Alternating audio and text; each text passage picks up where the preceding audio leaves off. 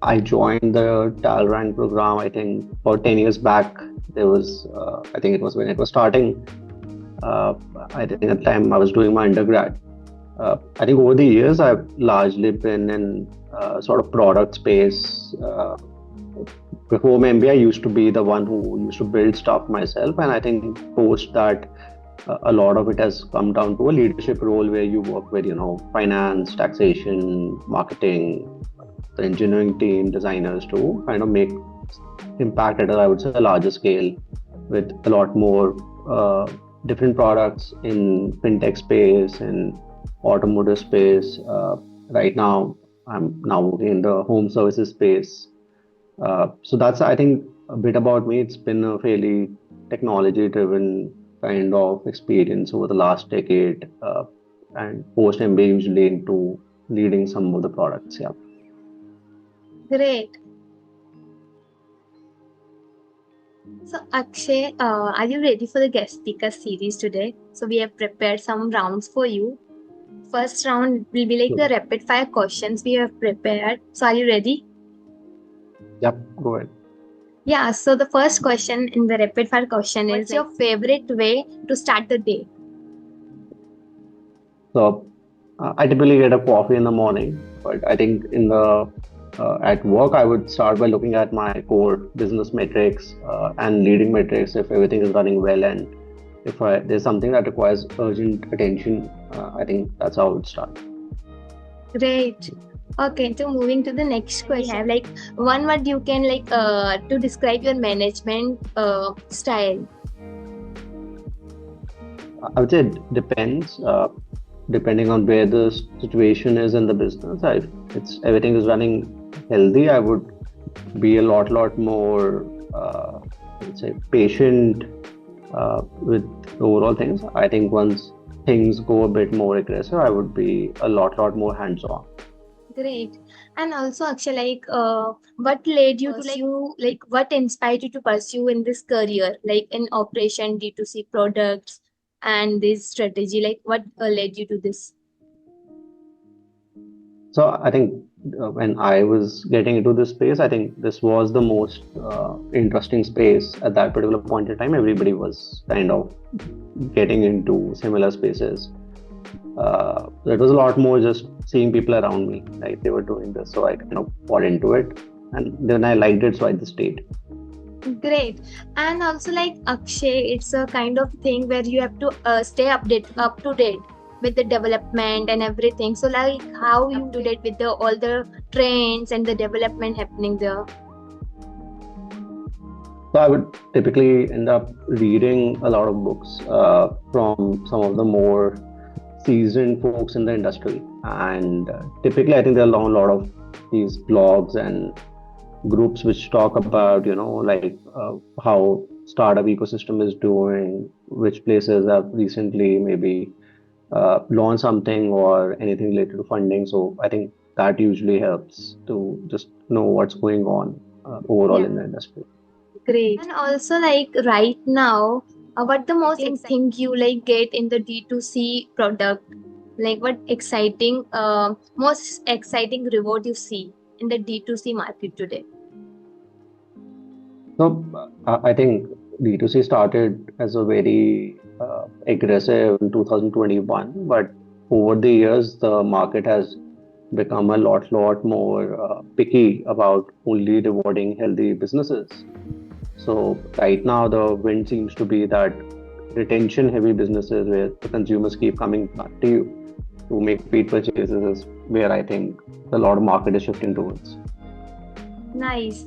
Thank you for answering all the rapid fire question. I hope you guys enjoyed listening to the Akshay's answer. Like very nice, like very trending and up to date things to be, and like I hope so. You guys also enjoyed the rapid fire question. So we have prepared some main questions also for you.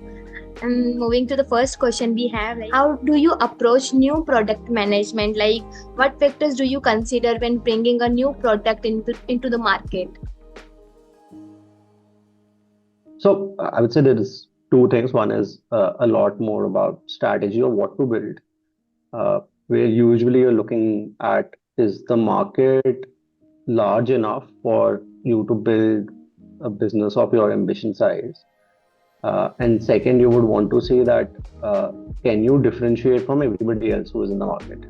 So if there is enough white space where you can build something healthy, I think that's a place you would want to build something.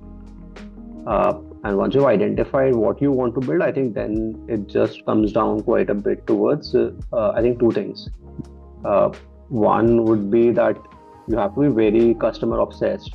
Try to understand what really customers are not saying in your interviews and conversations, and get a deeper read of what exactly is the underlying need of the consumer, and look at data. So being very customer obsessed is required on the execution front. And I think the second thing which is required on the execution front is just uh, you would have different stakeholders in the project, right? There would be some people who are sponsoring the project, hoping this would become big. There would be like product marketing would be the one who will drive marketing of the product. You would have a bunch of folks around engineering and designers who would define the UI and how the product is gonna work around.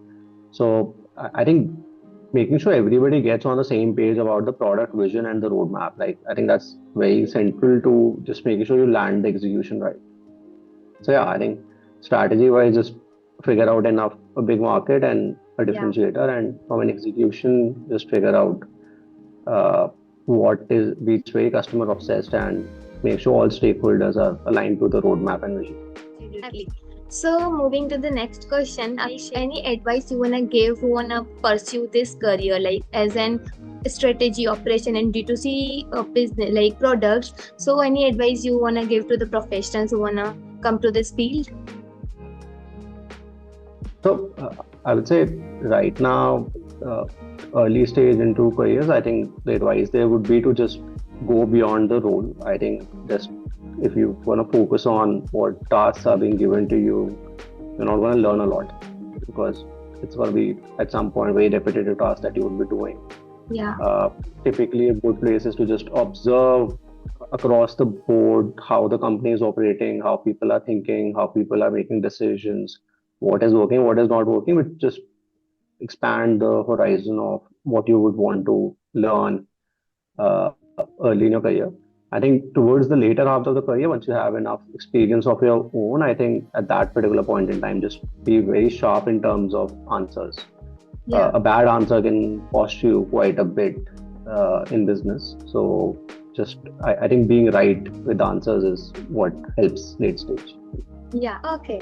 Nice. So, like Akshay, you have encountered like some hurdles in your career, like in cross, like in the cross-functional teams as well. You are working in the cross teams. So, any common hurdles you faced in this?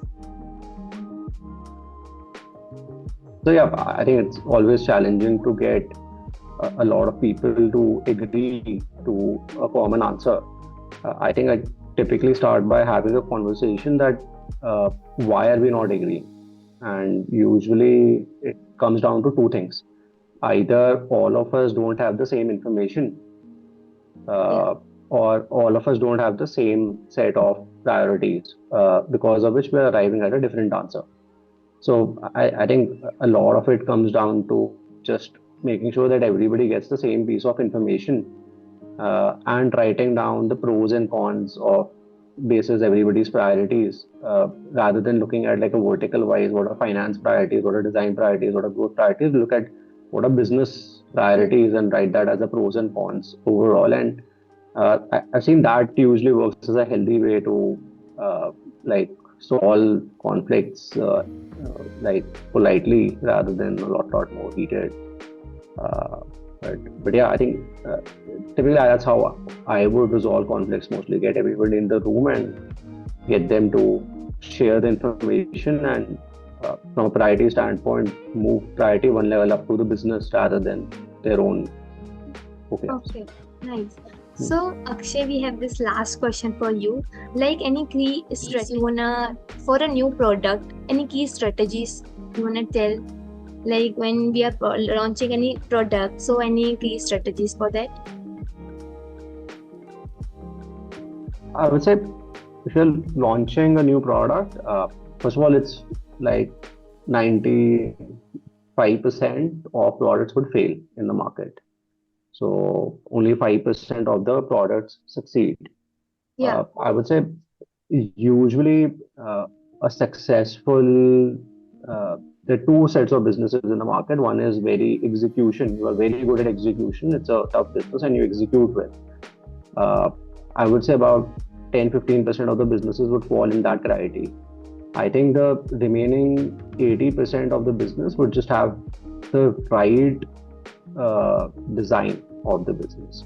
So whenever you're looking at any kind of a product build journey, just over optimize on design. Like a bad design can cut you to, let's say, require a 200 member team to execute a product. A good design, you can potentially get same outcomes with a team of 10 to 15 people only. Uh, I've seen that happen multiple times in my career across multiple teams, that often poorer designs have led to very, very inefficiencies. Basically, everybody is working, everybody is doing something, but you're not seeing any numbers move, you're not seeing any growth in the business, you're not seeing any retention improve because you're working on the wrong problems. So when you're building something, just make sure number one, you are working on the right set of problems, and number two, just over index that you're getting to the right answers to those problems. Uh, and execution, in my mind, is a lot more table stakes going into a build journey, that you have to execute better. And but usually I've seen that average executors with solving right problem with right answers have done better than strong executor who was just solving the wrong problem or just had the wrong answer. Okay. Great. So we are done with the question series, like guest speaker series. Hope you enjoyed Akshay as well, and hope our audience got the answers. So in the audience, like anyone wanna ask anything? Pratila, if you wanna ask any questions you got in your mind.